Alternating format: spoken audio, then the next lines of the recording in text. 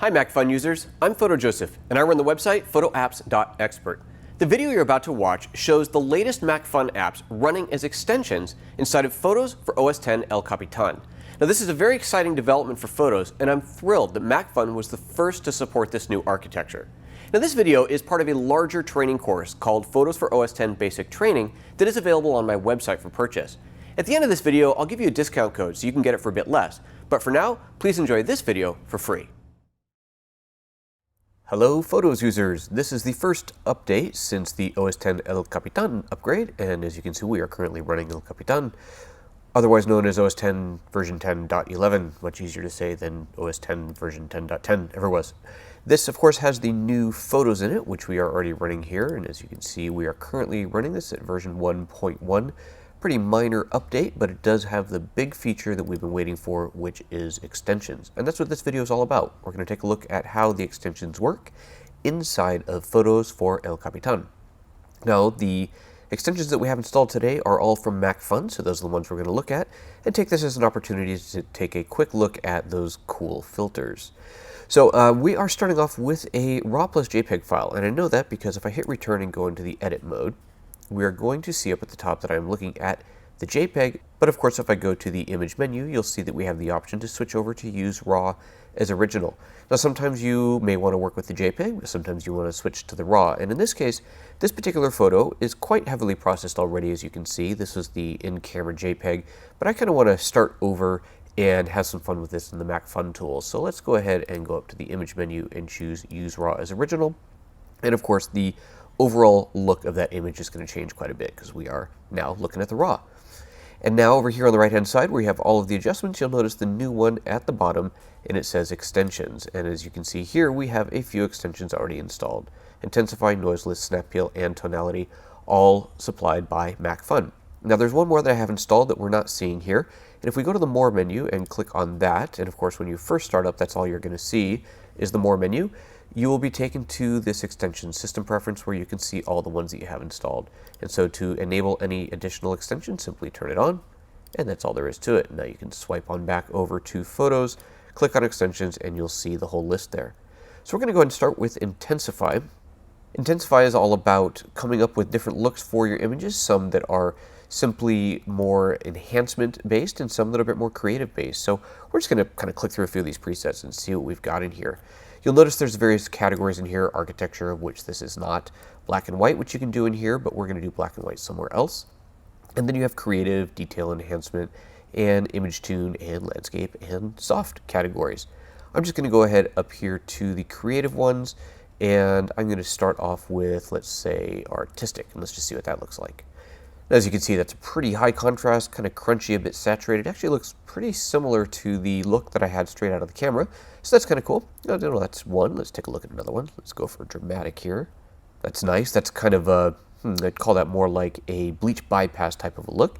Like that one quite a bit. Let's take a look at another one here. Let's go down for, let's see, how about lo-fi detail? Click on that.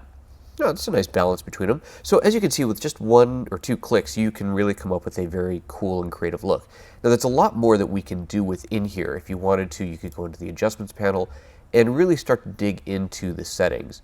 Now this isn't really meant to be a demo of all the MacFun tools, but I am going to show you what some of these tools can do using a different plugin. For now, let's just go ahead and save these changes, which are going to write the changes back to the file in Photos.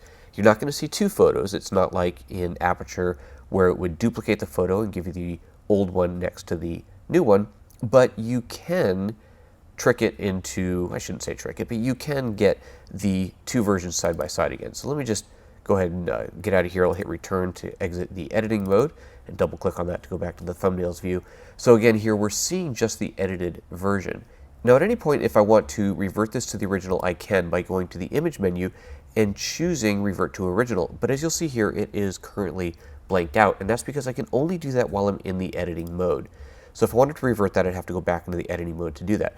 But before I do, I want to show you a little trick so that you can see side by side the original and the edited one. The way to do that is to go to the image menu and choose duplicate one photo, and that'll duplicate it, which you could then open up and edit to revert to original. But if you hold down the Shift and Option key, so now you see we've got both the keyboard shortcut becomes Option Shift Command D, whereas before it was simply Command D. So we're adding in the Shift and the Option key. It says duplicate one photo from original. So now what we're going to get is side by side the original version and the edited one. And there you go. So that's a pretty cool little trick that you can do. It doesn't happen automatically, but if you want to get your two side by side, so there's the edited next to the original, that is how you would do that. Now let's open up another photo and go into another filter. This time I'm going to convert this one to black and white. So I'll go back into the extensions and use Tonality for that. That is Macphun's black and white tool. So right here you're going to see very quickly that we have a lot more control over the black and white conversion using this than we could possibly hope to have using Photo's own built-in tools. Now Tonality is pretty fun. You can see here you have a series of presets grouped into categories like basics, architecture, portrait, and so on. Since this is a portrait photo, I'm going to go ahead and select the portrait category. And then, of course, as before, you can just click on each one of the presets to find one that you like.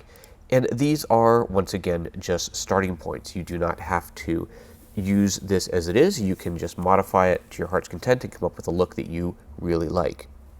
I'm going to scroll over here to one that I like quite a bit. It was called Impressive. I thought that was a pretty impressive look to start with. And we're going to base our adjustment off of that. Now, right away, while I like the overall look, I feel that the shadows are a little bit too dark in here. So I'm going to show you a couple different ways that we can go about fixing that using Tonality. The easiest, most obvious way is to scroll through the list of adjustments we have here and to find the curves. There's our tone curve, and to simply lift the floor of the blacks. And if I lift that up a little bit, you can see that we are bringing some detail back into the shadows. Now, if I go too high, it's going to get very washed out, and that's fine. That might be a look that you're going after.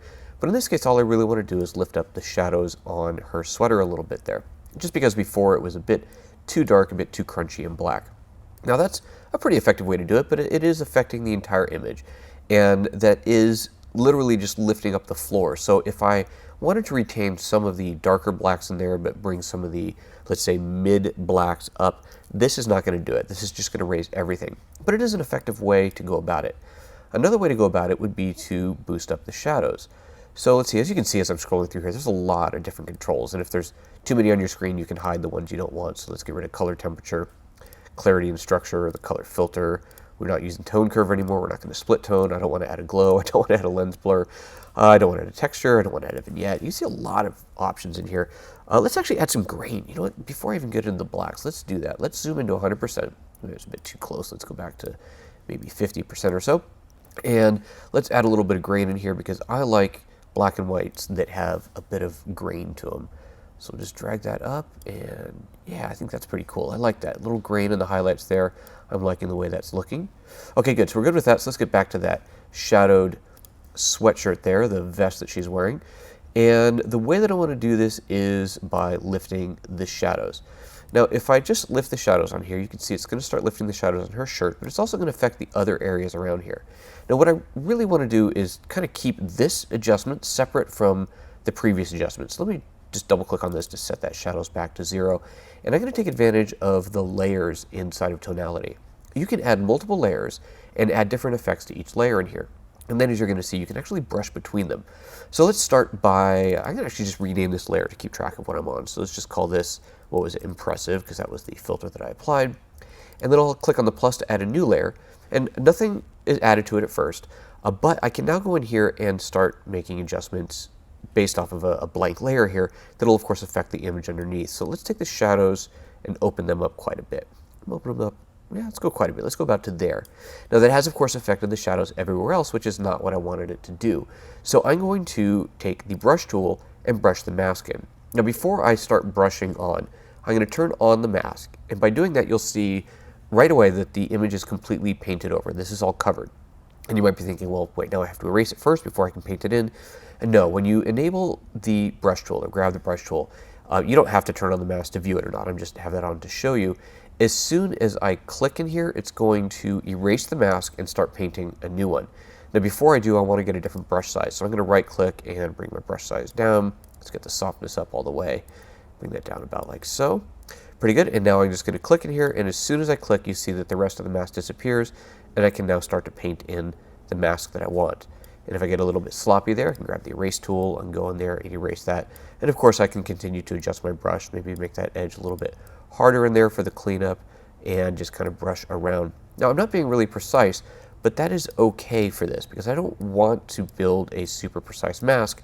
I am just trying to lift up the shadows on her sweater, and I don't want it to look like I've masked it out. So having a big soft mask there works great. Now that that's masked in, I can take the shadows and adjust that up and down, and you can see that it is only affecting that area there. So let's go ahead and leave it right about so. Now the last thing I want to do is add kind of a vignette. Actually, no, not the last thing. I want to do two more things. I want to brighten up her face a little bit. The top of her head there, you can see there's probably a bit of a natural vignette that happened in the lens. Got a little bit of shadow on her face there that I don't like. So let's go ahead and rename this layer to vest. And honestly, you don't need to do this because once we leave this plugin and go back into photos, we won't have access to any of this anymore. So this is really just if you're doing something quite big now and you want to be able to keep track of what you're doing, renaming your layers will certainly help with that. Anyway, let's go ahead and add another layer, and I'm going to brighten up her head a little bit. I'm just going to do that with a simple exposure increase. Let's bring the exposure up a little bit, and then grab the brush tool and just paint that in on her forehead like so.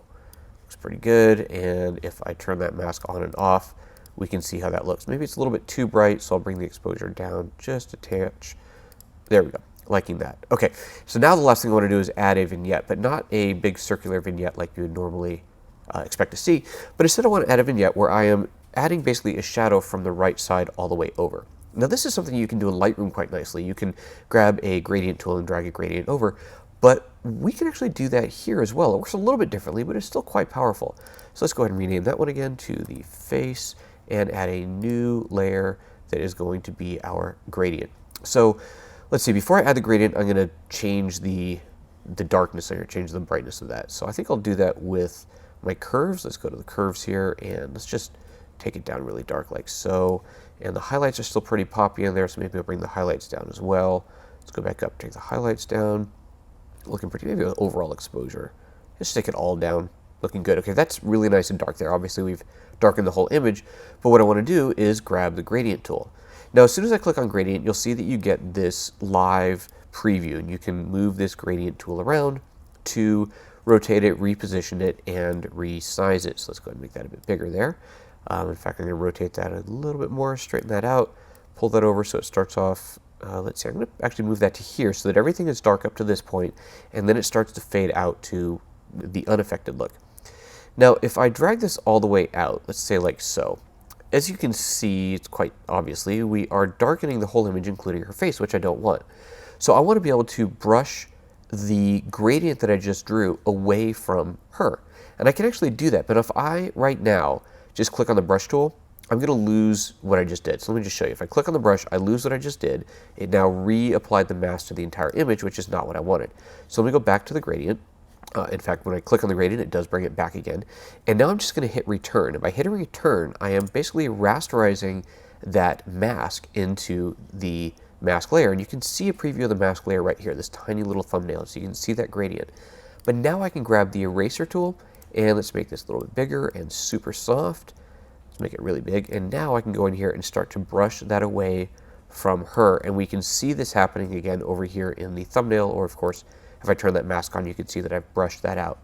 So that is a pretty powerful thing to have in a plugin that you get from the Mac App Store that plugs into the new Photos with extensions. Love it. So I'm going to go ahead and click on Save Changes.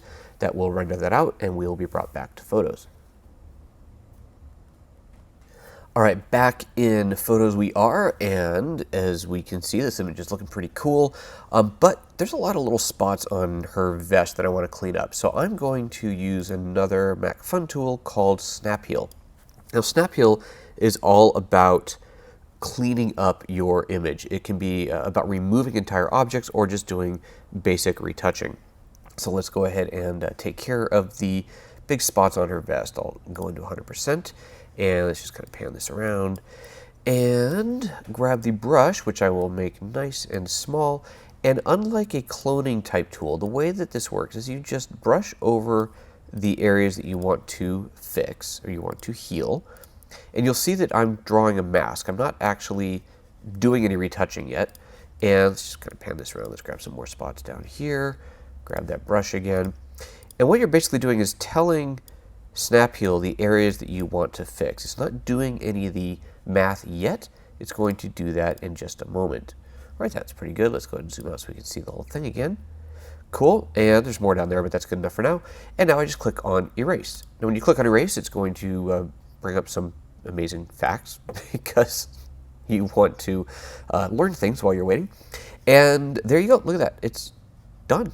Super cool. Now there are other modes, erasing modes, that you can go through. We'll take a look at those on another image because this worked out quite well. If we zoom back into 100% in here, we should see quite nicely that those spots are gone. Now obviously there's a lot more spots I didn't touch out, like the ones down here, but as you can see, it works out beautifully. Let's go ahead and save those changes, and then we'll jump on into another image. There's that done, and do some more healing. So on this one here, I'm going to get rid of this entire red, I don't know, band thing there and on the floor. So once again, I'll go ahead into Snap Heal, and using the same tool there, the brush there, let's make that a little bit smaller, and I'm just going to roughly brush over that whole big red thing and over this red thing there as well. And just like that, click Erase, and it is going to do its magic, and there you go.